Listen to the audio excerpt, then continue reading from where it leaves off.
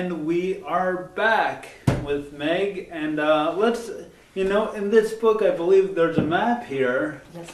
and probably these are just places you've been. That's right. Well, I this showed book. the route. Yeah. Right. In this particular book. So China, Well, I did it. No, China was the second trip. second trip, and then Hong Kong. No, I beg your pardon. It was the first trip. Oh, No, okay. it wasn't. Yes, but these were not. Okay. These are like general. Yeah, but they were not as exciting because in order to go to China in those days, you had to take a tour. Uh-huh. So I got a tour from the China Travel Service. Oh, okay. And you can't believe it. It was really luxurious. Oh, yeah, And it yeah. was like half of what you pay for the big places. And then, of course, you did go to Hong Kong. But Thailand, India, those were all the places. But I went back to several of them, like New Zealand and Australia, on my second world trip. But then I added Laos, they call it Laos, or Laos you might call it, Cambodia and Vietnam, and that was Indochina. And then Indonesia, which is very interesting. Oh, yeah. So I added extra ones on the second trip. And also, I just want to list the other countries: Egypt, of course, Kenya, Tanzania, Zimbabwe, South Africa, San Francisco. Oh, Wow, how was that? What was that I tell you, like? that was very interesting. Yeah. That was it was so funny because I came in to San Francisco. My daughter was pregnant. My daughter Martha, who lives in Maplewood. Yep. And she said, "Oh, Mom, I don't have a car today. I can't get to you. Can you get to my place?" I was at the San Francisco airport. I said, "Martha, I've been around the world. I think I can manage to get from the airport to where you live in San Francisco." She really howled. Oh, that's funny. Yeah. Now, when you're writing this, was there certain things that you were like, should I write this? Because everyone's gonna read it. And did you leave them in, or I left them in. I had a couple people who didn't think I should put in some of the remarks made by several of the men. And I won't say them here because you read them in the book, but there were some choice remarks. Right. And I said, "Hey, this happened to me. Well, it sounds racist." Right. What do you mean racist? Even the title. Yeah. The title. Well, should I tell them why the title? Sure, yeah. Well, one of the experiences I had was to come into my hotel room in Agra at 11 at night and find the desk clerk on my bed. And he just looked at me and said, "What took you so long?" I said, "What are you doing? What are you doing in my room at 11 o'clock at night?" And I didn't know whether to laugh or to call the police or just, the guy had such chutzpah. He said, "You're single? I'm single?" And I live in this hotel. I said, "Well, good, then it won't take you long to get home." He said, "But madam, have you ever really been happy?" And that is what the line was. And I'll tell you, that line to this day is even in Ladakh. The Indians even took it as far as Ladakh, which, by the way, is a very northern part of India. I have to show you some beautiful pictures of Ladakh. Yeah. I went there 2 years ago. Year ago. But that line is still being used because if you are a single woman, no matter your age, I promise you, it doesn't matter. Boy, older is better. Yeah. That's one thing. That's one thing I loved about Asia.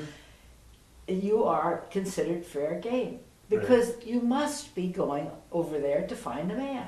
I mean, that is the attitude toward Western women. But it's nothing to worry about. They're very harmless. I mean, they'll try, and if they get slapped in the face, what do they care? Half the time they score, half the time they don't. Yeah. So that's the way it is. It's an odd. The Indians are the Italians of Asia. Okay, yeah, wow. No, I shouldn't say that. I'm going to get that's into trouble. That's all right. Who's going to see this over there? Well, it goes on YouTube. That's That's right. You never know. No. Actually, it's quite different in India. I mean, it's quite different in Italy now, I understand.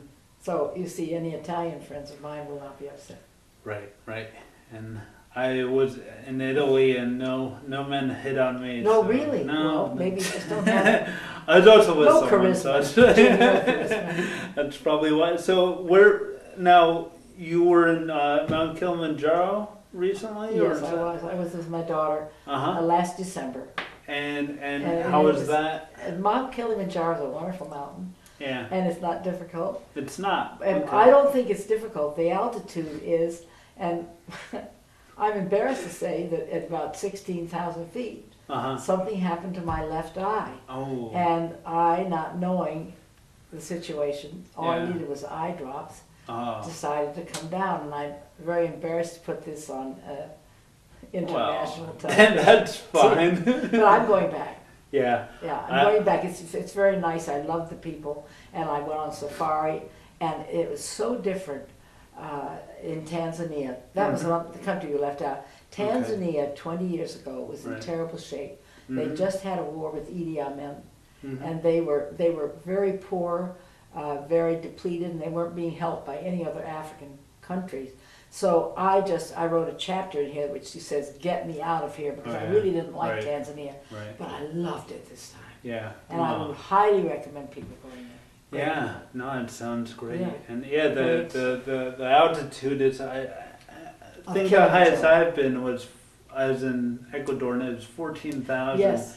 And it was, I just come from the Galapagos. I was just going to ask you if you went to the Galapagos. And you were there too, and that was one of your favorite trips. Absolutely. Wasn't it? My son took, my son who died, 2 years before he died, he took the whole family to the Galapagos, and it was just a great trip. Yeah. And it's true, in Ecuador, it is high. Yeah, But that's in Quito. I have gone up to 18.5 several times. Wow. I mean, Calabatar is there, and in Peru we went up high. Wow. But Kilimanjaro, it's my fault. I shouldn't have blabbed so much about it. Yeah.